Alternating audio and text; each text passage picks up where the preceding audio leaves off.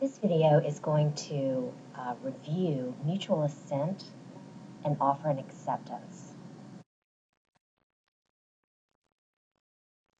First, what is a contract? A contract can be defined as an agreement between two or more persons. So it's not merely a shared belief in something, but a common understanding as to something that will be done in the future by one or both of them. So it is an exchange between them. It can also be defined as a promise or a set of promises for the breach of which the law gives a remedy. This, of course, begs the question, what is a promise? Importantly, a promise is a manifestation of intention to act or to refrain from acting in a specified way, so made as to justify a promisee in understanding a commitment has been made. We focus then on the word manifestation of intention, so that formation of a contract requires manifestation of mutual assent to the exchange and a consideration.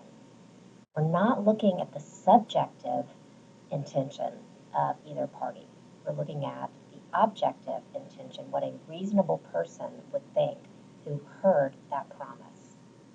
So, for example, in Lucy v. Zamer, we saw that even though there was an argument that the promisor was joking or was intoxicated, past dealings between the parties made it reasonable for the buyer to believe it was an actual objective promise. And therefore, the court held to that manifestation of assent. Now we're going to look at the distinction between a bilateral contract and a unilateral contract. Bilateral contract means that commitments on both sides are to take place in the future. And the contract itself is formed as soon as a promise is given in exchange for another promise. So bilateral contracts are formed immediately when the offer is accepted by a return promise. Contract, you'll see a unilateral contract involves an acceptance that must be the act itself. So no contract is formed until the return act has been completed.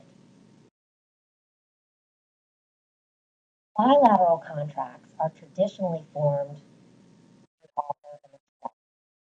So it's important for us just to understand what an offer is. Statement defines it as the manifestation of willingness to enter into a bargain, so made as to justify another person in understanding his assent is invited and will concluded. Again, we see that word manifestation. So it's the objective manifestation of willingness to enter into a bargain. Importantly, an offer creates in the offeree a power of acceptance. As we just said, if it is a bilateral contract, then all that is required on the part of the second party is to accept that offer, and then the contract is formed. Therefore, an offer has a great power, gives the offeree a great power of acceptance. We often see preliminary negotiations as opposed to an offer. Statement 26 talks about the manifestation of willingness to enter into a bargain not being an offer if the person to whom it is addressed knows or has reason to know that the person making it doesn't intend to conclude a bargain until he's made a further manifestation of assent. So this is similar to kind of dipping your toe into the waters and testing them and seeing what kind of interest there might be out there. You might check yourself by asking, does the offeror expect that all that's necessary on the part of the offeree is for them to say, I accept, and then a contract is made? Instead, if there's more to be discussed or more to be decided, then it's just preliminary negotiations. The other thing that we've talked about is time of acceptance, because sometimes you've got offers and revocations going back and forth, and it's important to understand when each one is effective. an offer is effective only when communicated. The same with the revocation of an offer. It's only effective when actually received by the other party. In contrast, an acceptance is deemed to be effective when it's dispatched. This is known as the mailbox rule. So an acceptance is effective when deposited in the mailbox. It can obviously be a problem if you have an offer that's communicated to the offeree, followed by an acceptance that is put in the mail, and then a revocation being actually communicated. If the acceptance is put in the mail before the revocation is communicated, then the revocation is not effective and the offer has been accepted. Of course, this is the default rule and it can be changed by the terms of the offer itself. One rule is referred to as the offeror is master of the offer, and therefore if the offer says this offer is only accepted when that acceptance is communicated, then it can change the mailbox rule. Another issue that often comes up is whether ads themselves are offers.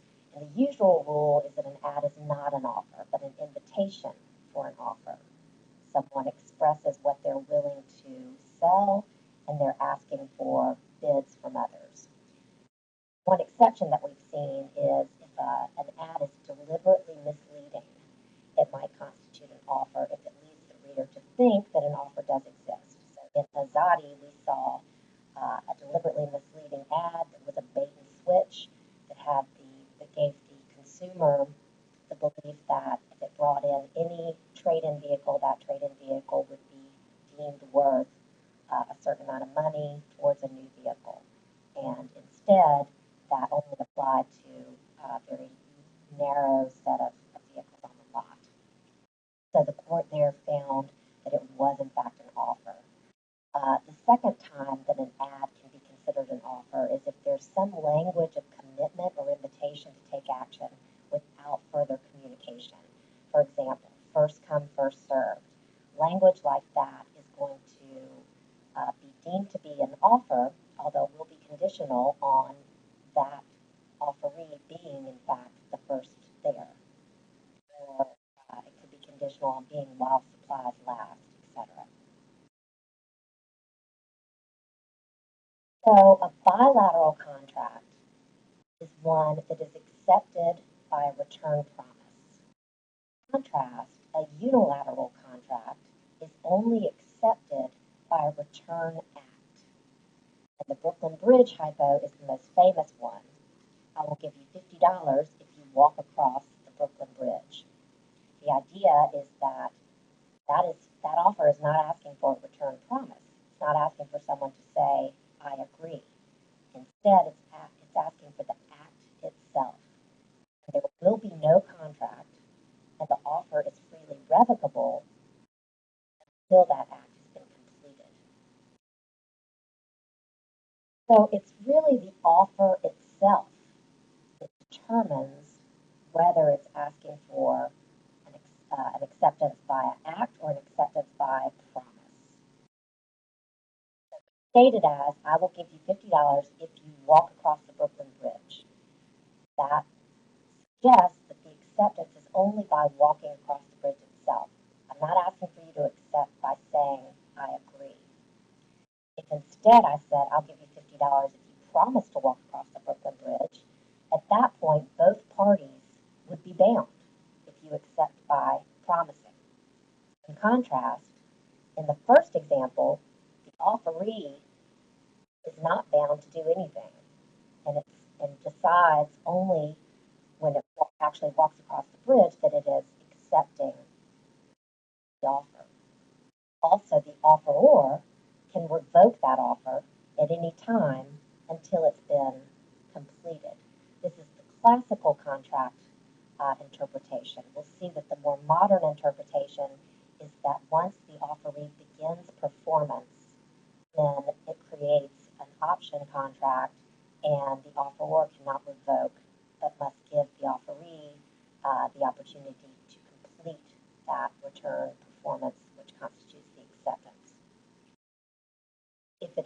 promise in exchange for a promise, both parties are bound at that point.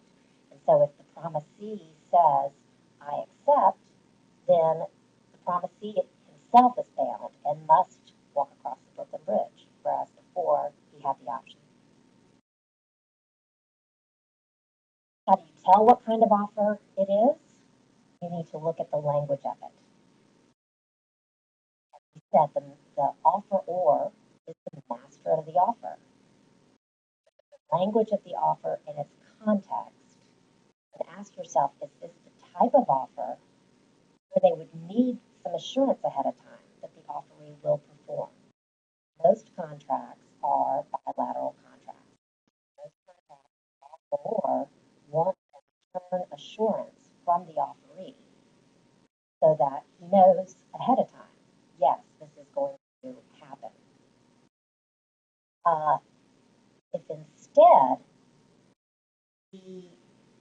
what the offer is asking for is somewhat uncertain, there's a question about whether the offeree actually could perform the act that is asked for in return, then that is a suggestion that it is a unilateral contract. For example, a commission, an offer of a commission. You're not asking for the employee to return to say in response, I agree.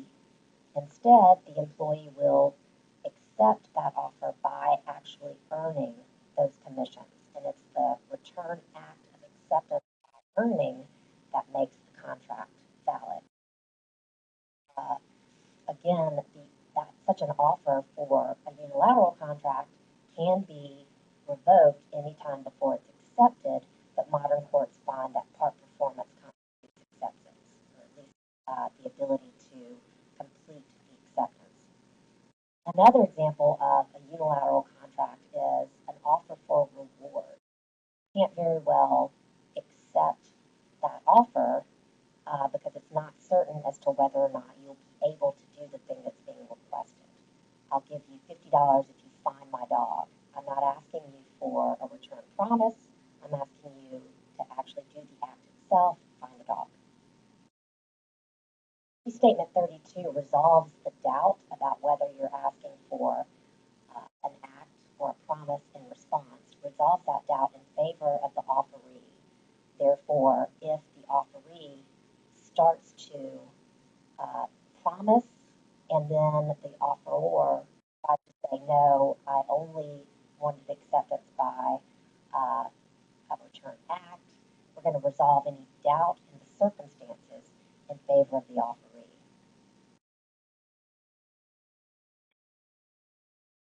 The restatement second, number 45, changes the classical view of contract that said that an offer for a unilateral contract could be revoked anytime before the act had been completed. And it says where an offer invites an offeree to accept by rendering a performance, an option contract is created when the offeree tenders or begins that performance or tenders the beginning of it. So if the offeree starts to walk across the bridge, at that point, the offeree has an option contract, and the offeror cannot say, I revoke. The offeror has to give the offeree the opportunity to complete the performance that is being requested. Of course, the offeror's duty will be conditional upon the completion of that actual performance. So the offeree, who is partway across the Brooklyn Bridge, must